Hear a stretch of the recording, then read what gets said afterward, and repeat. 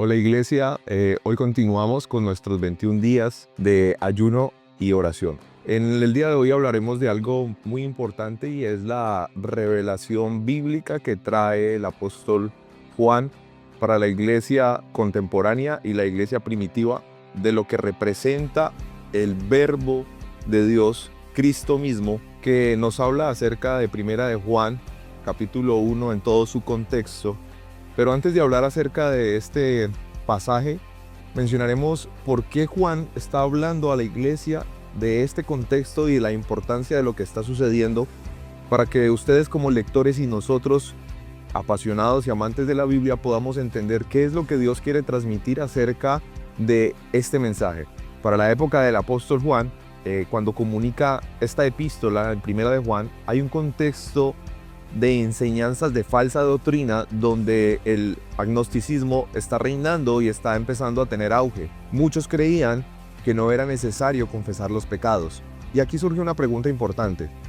Si sabemos que Dios es omnisciente, que todo lo conoce, ¿qué necesidad hay de confesar nuestros pecados? Si Dios conoce todo acerca de mí, ¿qué necesidad tengo yo de orar y de confesarle mis pecados? El apóstol Juan le está diciendo a la iglesia acerca de la doctrina de la confesión, por qué es importante y cuáles son sus valores fundamentales para la vida de todo cristiano, para que pueda experimentar conocimiento pleno y verdadera libertad acerca de quién es Dios y de la importancia de la confesión.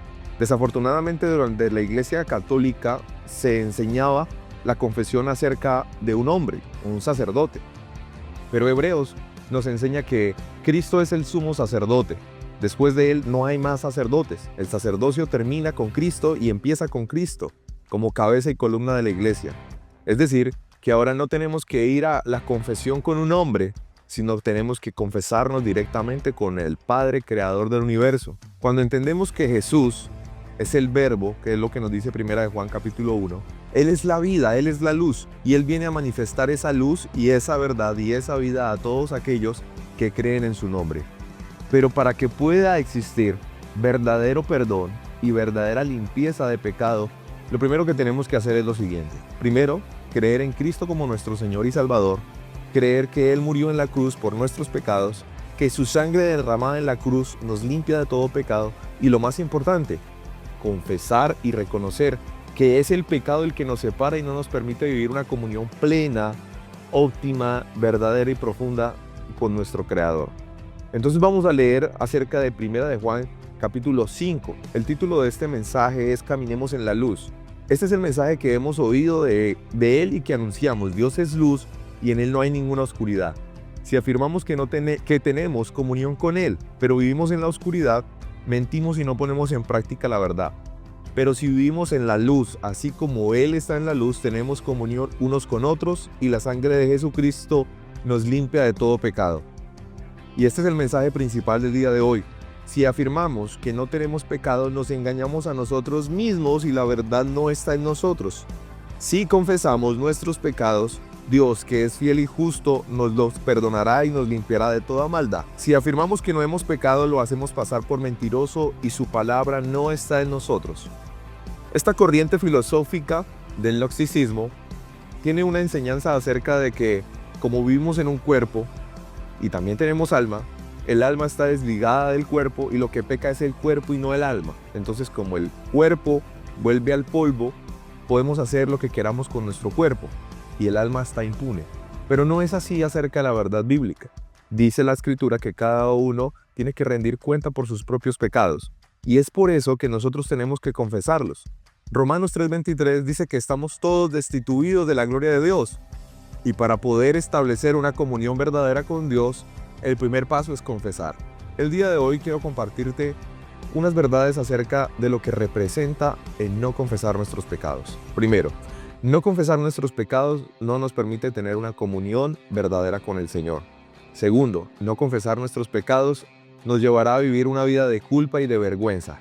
Tercero, no confesar nuestros pecados puede acarrear enfermedades físicas. Y cuarto, no confesar nuestros pecados no nos permitirá vivir la vida plena que Dios ha diseñado para cada uno de aquellos que fuimos creados. Y por último, no confesar nuestros pecados no nos permite vivir toda la intimidad, la comunión plena que Dios ha establecido para la comunidad y para la iglesia. El Señor dice que si confesamos nuestros pecados, obtendremos libertad. ¿Es necesario confesar los pecados en este orden de ideas? Por supuesto que sí. ¿En base a qué?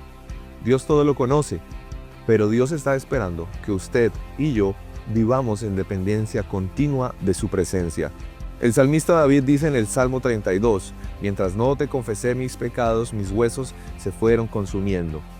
Esta declaración de David nos deja ver que cuando no acudimos a Dios en búsqueda de sabiduría, de perdón, de comunión y de dirección, nuestra alma se entristece. ¿Por qué? Porque la paga del pecado es muerte.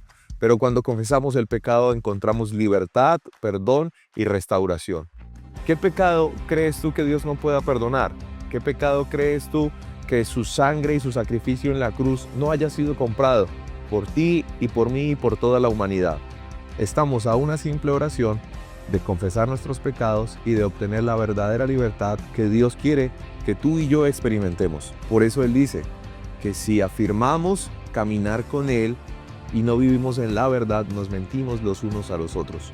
Pero si decimos que caminamos con Dios, tenemos que vivir como Él vivió. Y la confesión es importante, ¿por qué? Porque yo estoy demostrando a Dios que dependo única y exclusivamente de Él y que Él es el único que puede limpiarme y perdonarme de toda maldad.